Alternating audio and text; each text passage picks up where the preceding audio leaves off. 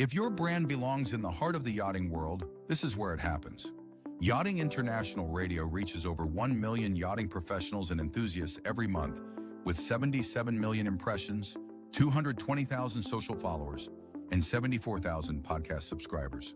Our hosts are insiders, crew, captains, CEOs, trusted voices shaping the industry. This is targeted, high-impact advertising in a luxury niche. Visit yachtinginternationalradio.com/advertise. Your audience is already listening. Top of the morning, folks. It's Captain Liam here. It's a beautiful day in Palm Beach Boat Show. We're here with Maria from Maritime Project Solutions. How are you, Maria? I'm doing great, Liam. What a nice way to start the day, isn't it? It is fantastic. We've been treated so well here. I'm very grateful to Ray and the team, at Yachting International Radio. So, Maria, tell me a little bit about kind of how you got into this yachting sector. We talked on the dock there. We had a nice coffee this morning. You mentioned some really powerful names in the industry that mentored you. Sure. You're now one of the people to look at to be a mentor. You are a leader in the industry, and what you're doing is redefining refit and redefine those solutions. But let's go back maybe a decade and tell us kind of what shaped you to what you are in now. Sure. I've been in the industry for 20 years, but about 10 years ago, just over 10 years ago, I started at Fairport Yacht Support with Graham Lord, and I was given an opportunity to dig in. It changed my life. I sat in a room full of experts in compliance, security, financial admin, HR, crew. So, all that non-fun stuff. All the non-fun stuff. Which is essential to your knowledge. Absolutely. So 10 years with Fairport led me to start my own company last year, MP Solutions, doing fractional operations and administration. A couple months into that, I partnered up with Colin Lord, Senior Project Manager, and we opened Maritime Project Solutions. Okay, Maritime Project Solutions. And as you know, everyone in the audience, I'm a captain on Motor Yacht and Bridal, so the one thing we look for is solutions. A lot of times people come to me on the bridge with a problem. I'm like, you know what, I need the solution. So the name itself has some resonance to captains. As a captain, we're at sea. Our job is the client, the crew safety, and the vessel, of course. The client being the owner or the charter client. So for us, when we look at projects and refits, whichever wording you want to use, when we return to these places, let's just start with how long you'd like us to get in contact with you. Is it mid-season, before the season, or do you want last-minute chaos like usually happens? Absolutely not last minute. We like to have a discovery phase. Then you have your pre-planning into the yard period and reporting and delivery. So if you're going to have a six-month yard period, we would expect 6 months of pre-planning. So if you know that next year, October, you have a 15-year survey, let us know the year prior so that we can start a line making a plan with you. There's a lot of moving parts, your vendors, contractors, even yard selection.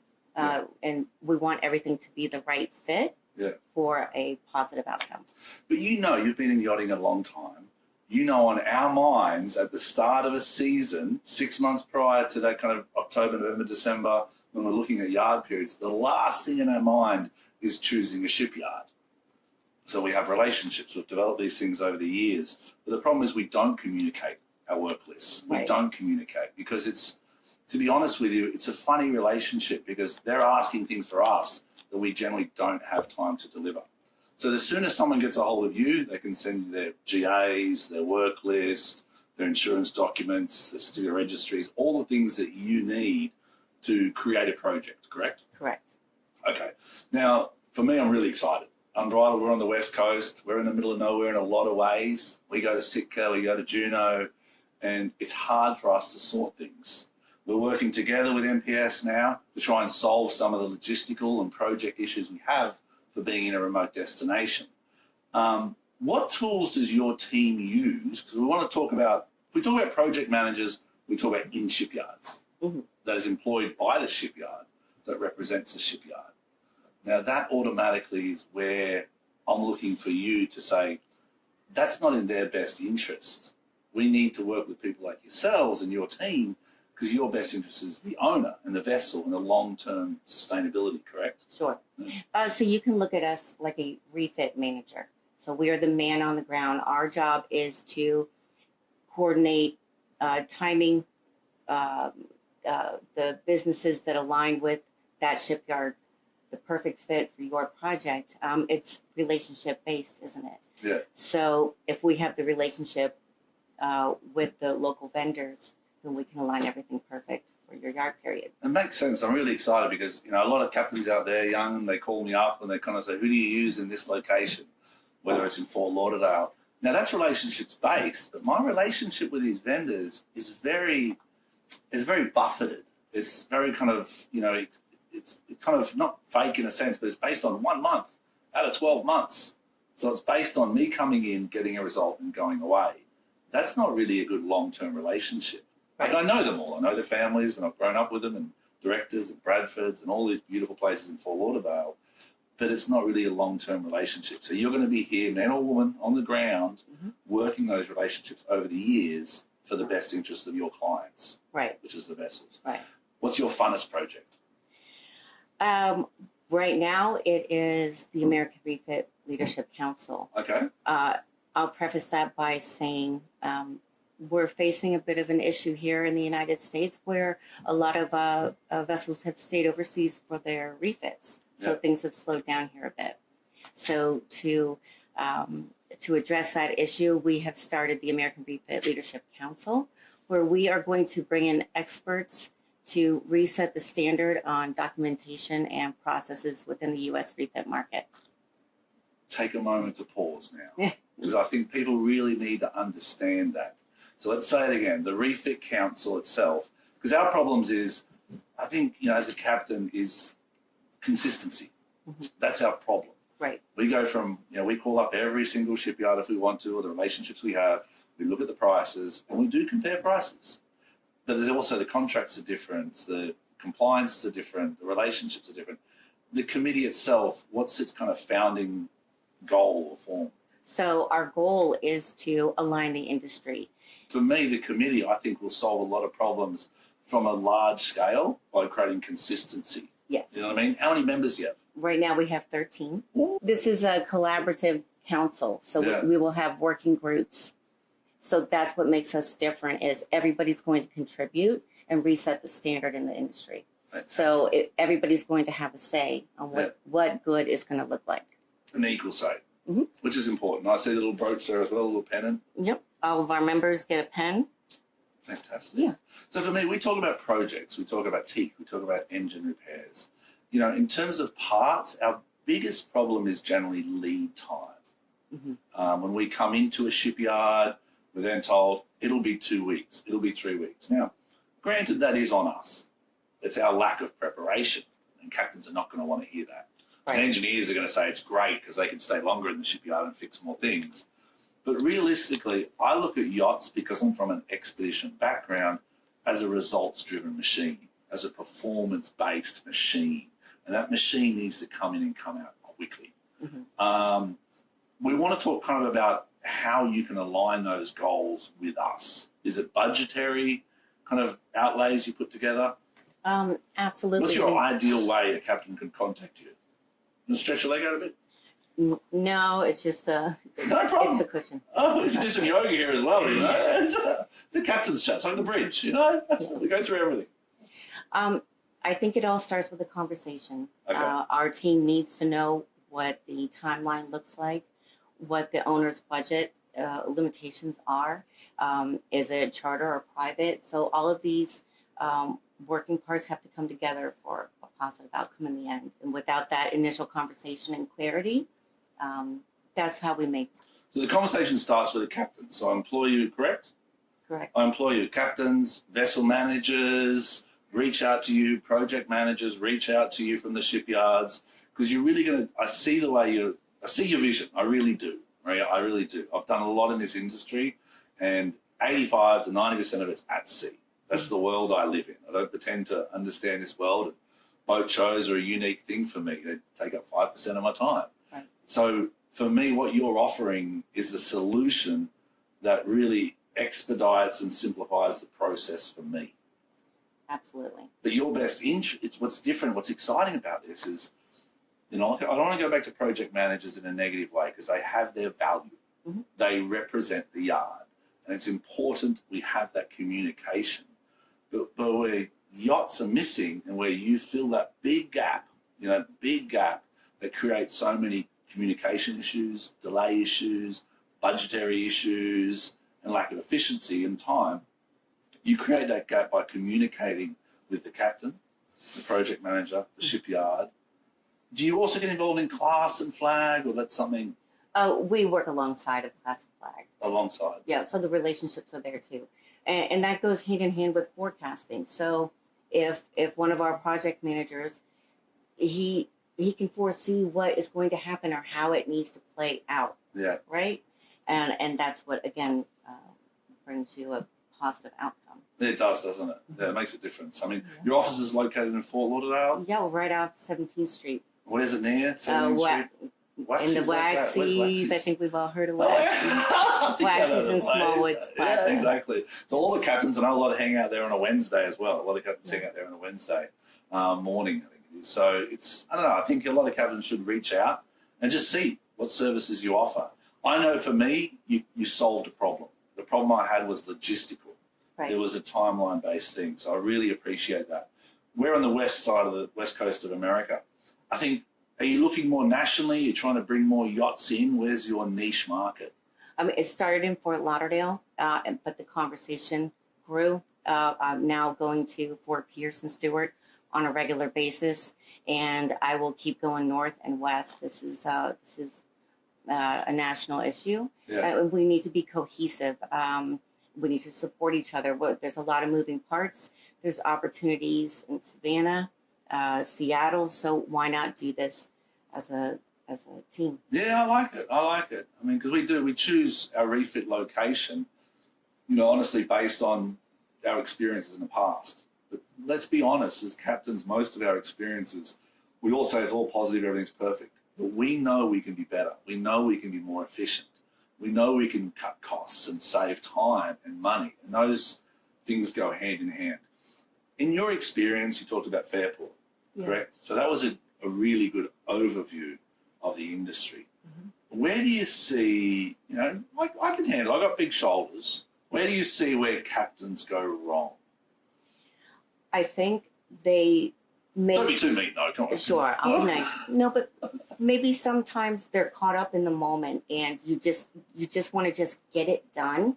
So to reach out seems like it might take time that you don't have, but it'll end up biting you on the backside. Right?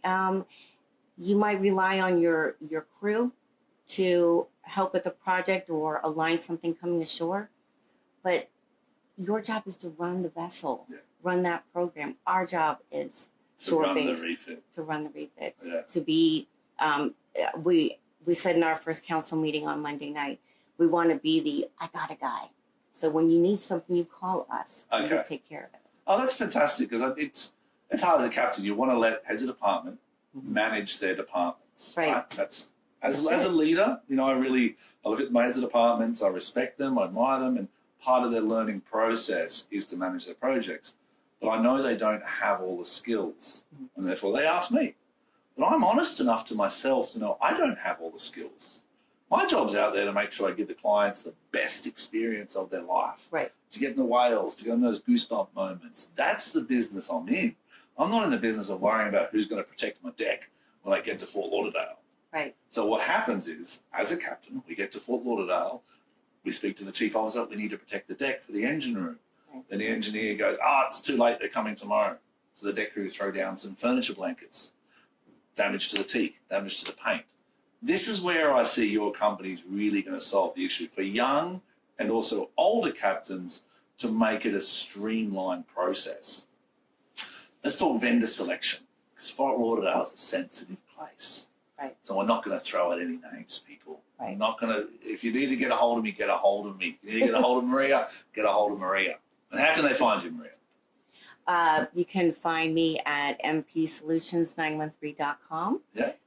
Our info ad and my office number are right there on the website. It's a great website. I saw it this morning. It talked about Thank you. excellence, talked about a commitment. But we talk about vendors. They should also be reaching out to you. Because you're going to be the people, you're going to be the person in the company that chooses which vendors preferred or not. Right. Correct? What does that process look like? Because as a captain, that's where I want to know. So our relationship with the vendors, we know what they have going on. 20 years in the industry, you know all the moving parts. So You know the histories, the good and the bad, and the ups and the downs and the growth. Yeah. So we know which vendors will best suit a certain program. And that's everything. If the relationship works when you're in the yard, that's what we want to see as a positive outcome. Yeah. You know, I mean, you as the captain, you're our client. So the same as when your clients are on board and you want them to have A good experience. a good experience, that's exactly what we want for you. Yeah. I want to talk a little bit about the crew. Now, you've seen the industry from Fairport, from one of the icons of vessel management, and Graham Lords with PYC, and founded a great organisation I'm super proud to be a part of, and shout out to PYC, which, you know, I'm really proud of what he's done in the industry. From Fairport, it changed the game. PYC changed the game from crew care. Yeah. You know what I mean? You see all these crew coming in. You see the dynamics. What do you think the industry, and this is not really a company question, this is a personal question. This is something from me to you and a conversation that I want to understand.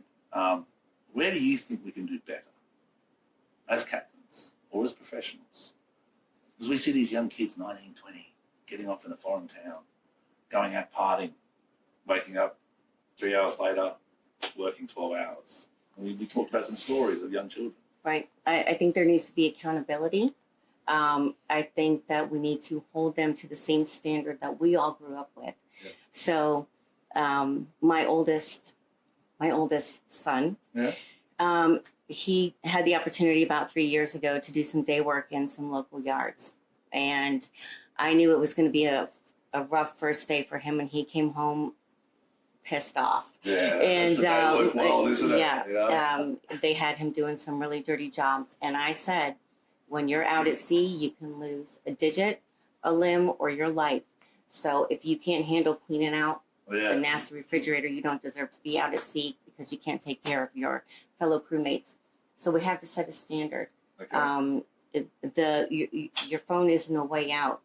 You know, you've got to be present and be accountable. Wow. Love it, Maria. You know, I'd love to stop now, but I'm actually really excited to talk to you a bit more. Can we continue a bit? Sure. Because I think you said be present and be accountable. Now, as you know, if you know me, I do care so much about my crew. And that's really, it's hard because I also have to push them very hard. Because the standards, and I get goosebumps, because the standards that we're requested every year, Palm Beach Boat Show, Fort Lauderdale Boat Show, Antigua Charter Show, the chefs go up, the stewardesses' table decorations go up. We need more and more the quality of supplies, services, like yourself, your company. Mm-hmm. The industry pushes us. Like, I feel that pressure as a human being, that the industry pushes us to do more. The clients demand more from us. Last year in Alaska, it was every day I had to perform and make those whales perform the best I could make them perform. And that's not easy because I've got to navigate a ship and a time of departure to get the guests out there to see a whale jump in front of them. And it's like, you may think that's perfect timing, but it's not. It's a system. It's a timing that we flow with clients. And that comes from supporting them mentally and supporting them physically. These shipyards. Now, I want to go back because people know me. I'm a little bit hard when I come to conversations. And let's be honest, I do care about my crew. I do care about the vendors on the vessel. These shipyards, I don't see they do enough for crew welfare. I see the marinas, and I'll call you out, shipyards. I think you're wonderful. You know, please let me in again. But I think you're wonderful. When I say I don't do enough, that's a challenge. That's me reaching out to you to say, please listen, please help, because the relationships that we develop with these young people are the future of our industry. And if we encourage them to leave shipyards, go get drunk, come back to the gate drunk, and let them in drunk onto these vessels, it shapes our industry, that's acceptable. And it's not acceptable. Right. We have to understand that. I see some places like LMC, great yacht spot, you know, the bar there, and I see Rybovich, great. They're not so much, they're refit areas, but but not so much shipyards. Shipyards are more of a commercial aspect. What are 2 or 3 things that you think a shipyard, without any names, you got to keep your relationship strong, could do to improve crew welfare or also subcontractor welfare? I think there has to be a space, even in a shipyard environment, there has to be a space where crew can find a place to relax, unwind, connect with the environment that they're in, whether it's a point of contact. Me personally, if somebody comes into town and they need anything, I'll answer my phone any time of day, Saturday or Sunday. I've always been that way because the crew are constantly traveling, so we're their home base. Yeah. So the shipyard has to keep that in mind. They haven't seen their families or friends for years, and they're out there killing it every day. So give them something, a little reprieve when they're on land in a shipyard. Yeah, I think that's great. Well, I think, to be honest with you, your company is providing that space. Yes. Subconsciously, if that makes any weird sense, because you're providing us a buffer, you're providing us a familiar face, you're providing us maybe a hire car or something that could, within the refit budget, to say, here's our budget. Because when I do budgets for my owners and clients, I include everything. I include usually a fitness program for the crew, because usually after week 1, you see them and you're like, you guys have got to go to the ocean. You got to go for a swim, or you got to go to yoga, or go for a gym, or go for a movie. So I know Regal Cinemas have a $25 unlimited package. I know the gyms are like a $49 per month unlimited package. To me, that's what a refit looks like in the modern world.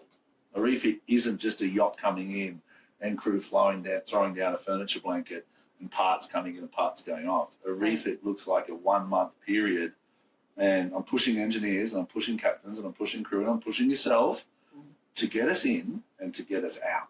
Right. Because our world is out there. Right. That's our world. That's what we're paid to do. You know what I mean? Right. How can we help? How can the industry help? How can I help? I think that we, as part of this movement for us to come together as an industry, hold each other accountable, like I said, but listen to what we're saying, Shoreside. We do want to give you the best experience, so let us help you. Let's plan ahead of time. Let's have the communication and be transparent in what needs to happen. Because when things go wrong, it's easy for somebody to, quote unquote, jump ship, and it leaves us holding or blame. Placing blame where it doesn't need to go. It's always the captain's fault, Right. I think the other thing too is, and this is a personal thing that comes from my wife, and when I go home, I'm told, you're not the captain here. Right. And I was married 17 years, so that was early on in my career, my marriage career, in a sense. I was like, within 5 years, I kept coming home and organising everything. Oh, it's got to be perfect, and the water's got to be right, and you know what I mean? And then after a couple of years, I was like, you're not the captain here. You let it go. And I think that's what a lot of times captains, and I do get a bit emotional, I'm sorry, but we need to let it go. We need to trust the people, but innately, and it's not natural for us to do that. Innately, we're designed to control the environment. Sure. And then all of our environment has become a shipyard. And we're trying to control the crew. We're trying to control the image. So it's a challenge for us. I think you'll help that.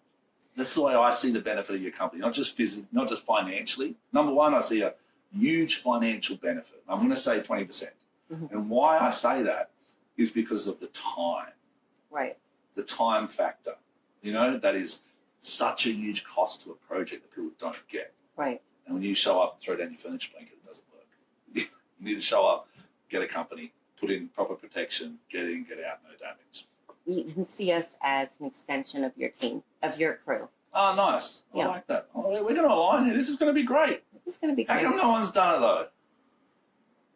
I'm not sure. I think that the need has become very apparent now. Yeah. And starting this company with Colin, and how slow it's been, I've tasked myself with finding the solution. My saying is that if you're a business owner in this industry and you see a problem and you're not willing to fix it, you don't deserve to be here.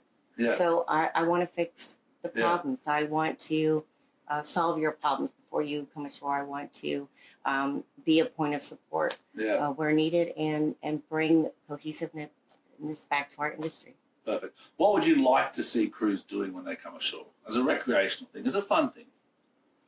That's a good question. You know, because everyone comes to Fort Lauderdale and they tomorrow I'm doing a run. You know, we're doing a beach cleanup at Riviera Beach. You should join in. I don't know where you're both based, you know, but we're doing a little beach cleanup with seakeepers. We're doing a run with Charles, who's joining soon. But what do you think crews should be doing when they come to Fort Lauderdale? What's your kind of go-to activities? That's like I said, that's a good question. It really depends on, do they want to disengage from the program for a bit and clear their heads? I want them to. Go. I want them to. Yeah. Because our stress is out there. Our stress is we're show people. We've got to be. You know, success is service for us. It's not shipyards. That's engineers, officers. Yeah. I need my service-based people, the stewardesses, the deck crew, the office. You know, even the chief officer, the guest-facing people. I need them to. I think that's something that I could develop with crew. If crew want to reach out to me, and we can put together a program with options, so it's not just on the captain or the chief stewardess or the purser to find options or activities for them to do. Maybe that's. What's your go-to? If you don't mind being personal, what's your go-to? That's too personal. You're like, no, don't ruin my spot. No, don't ruin my spot, Cap. No, it used to be. You can say there's 10 people here now. Yeah. Paddleboarding, hopping on my bike, but nice. Yeah. Motorbike, road bike. Just a road bike. Road bike, beautiful. Road bike. I stayed out at Western quite a bit. Okay. And I go on the road bike, a nice little Trek road bike on there. It's nice out there. I love it, but the problem is it's flat, which is great, I guess. Mm-hmm. But the wind. And that wind picks up about 10 o'clock in the morning and it's a headwind and you're looking at the heat and you're just like, please go away, son. You know, being Australian and white and it's like, you know, it's not a healthy place to be out there on a road bike out west. True. But I appreciate your time. We're going to wrap it up if that's okay with you. Sure. But let's regroup a little bit. Let's go back to some of the pillars of success we talked about. It is about service. Yes.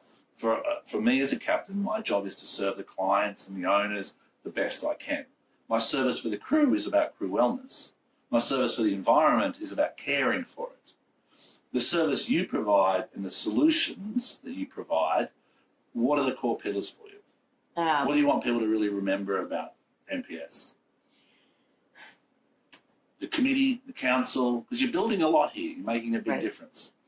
At the end of the day, we want to leave you with positive experience. Yes, absolutely. Yeah.